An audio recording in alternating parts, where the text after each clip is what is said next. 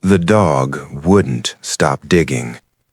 Not in the morning, not at night, not even when his paws started to bleed. At first, they thought it was just a bad habit, until the day the ground finally gave way, and something horrible was uncovered beneath their backyard. His name was Rusty, a golden retriever with soft amber fur and eyes that always seemed to understand more than they showed.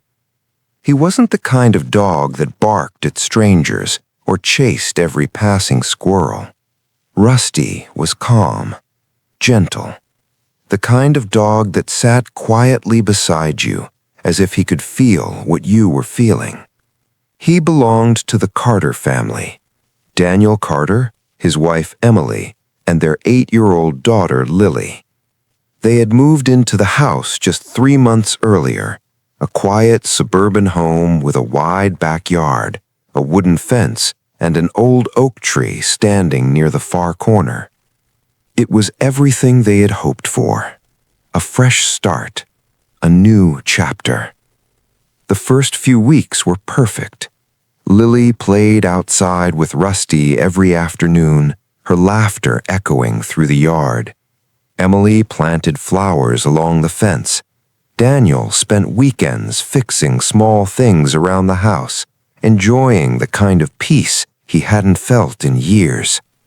And Rusty? Rusty stayed close, always watching, always near. It started on a Tuesday evening. Daniel had just come home from work when he noticed something unusual. Rusty wasn't at the door. He wasn't in the living room. He wasn't even with Lily in the backyard. Instead, he was digging, right under the old oak tree. At first, Daniel smiled. "Hey, buddy," he called out. "What are you doing?" Rusty didn't respond, didn't even look up. He just kept digging, fast, focused, determined. "Probably a squirrel," Daniel muttered, shaking his head. "Dogs dig. That's what they do." He didn't think much of it. Not yet. But the next day, Rusty was back at the same spot, digging, harder this time, deeper. The hole was already noticeable now, patches of dark soil scattered across the grass. "Rusty, stop!" Emily called out from the porch. Still nothing. No wagging tail, no playful reaction, just digging. By the third day, something felt off.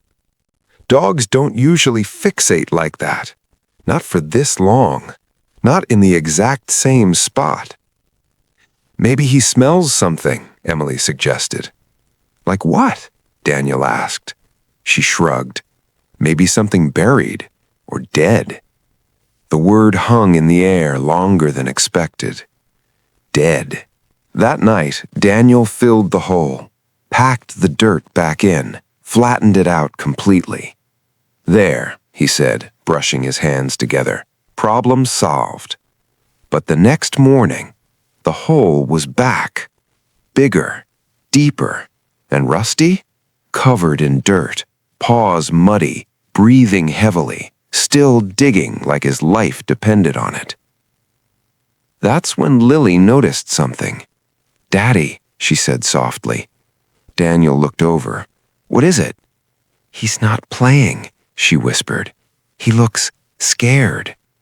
Daniel froze. Scared? He turned back to Rusty, and for the first time, really looked. Rusty wasn't excited, wasn't playful. His body was tense, his movements urgent, and his eyes. There was something in his eyes Daniel had never seen before. Fear. That night, none of them slept well. Every little sound felt louder. Every creak of the house felt heavier.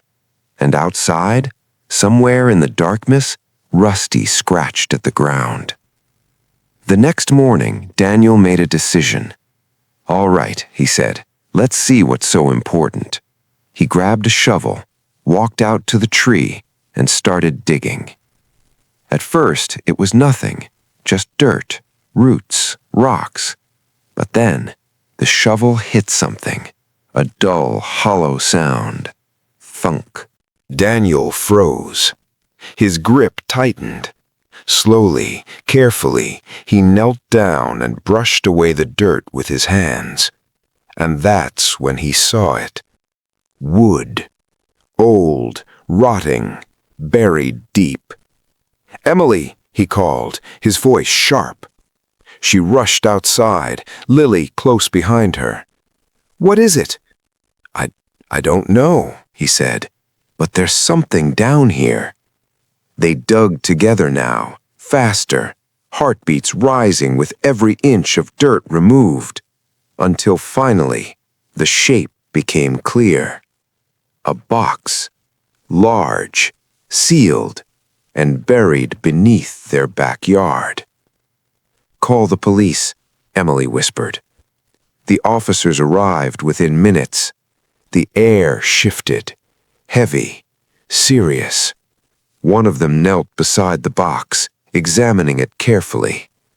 "Everyone step back," he said firmly. Daniel held Lily close. Rusty stood beside them, still, silent, watching. The box was opened slowly, carefully, like whatever was inside might still matter. And when the lid finally lifted, everything changed. Inside were bones, human bones. Emily gasped. Lily buried her face into Daniel's chest. The world seemed to stop. It wasn't just a box, it was a grave. The investigation moved quickly after that. The house, the previous owners, the history of the property. Everything was pulled apart piece by piece. And then the truth came out. Years ago, long before the Carters ever moved in, a woman had gone missing. No trace, no evidence, no answers. Her case had gone cold, forgotten, until now. The backyard, the oak tree, the place where Rusty refused to stop digging, that was where she had been all along.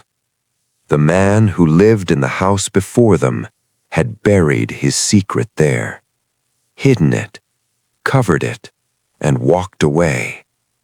But somehow, Rusty knew. The police couldn't explain it. The neighbors couldn't understand it. Even Daniel struggled to believe it. But Emily said something that stayed with him. "Maybe," she whispered one night, "some souls don't rest until they're found." Rusty changed after that. The digging stopped. The fear in his eyes faded. He went back to being the calm, gentle dog they knew. But sometimes, late at night, he would sit by the window, staring out toward the tree. Not scared, not anxious, just watching, as if making sure everything was finally at peace. Weeks later, the remains were identified. The woman finally had a name again, a family, a story, and most importantly, justice. Her family reached out to the Carters. They wanted to meet the dog who had found her. When they arrived, there were tears, quiet ones, heavy ones, the kind that come from years of not knowing. Rusty walked up to them slowly, gently, and rested his head against the woman's mother. No words were spoken, none were needed. Because somehow, in a way no one could explain, Rusty had given them something they thought they would never have again. Closure. That backyard was never the same. The oak tree stood taller somehow, stronger, like it had carried a secret for too long and was finally free. And Rusty? Rusty wasn't just a family dog anymore. He was something more, a quiet guardian, a silent witness, a reminder that sometimes the ones who can't speak are the ones who hear the most. Because what started as a simple act of digging turned into something no one could have imagined.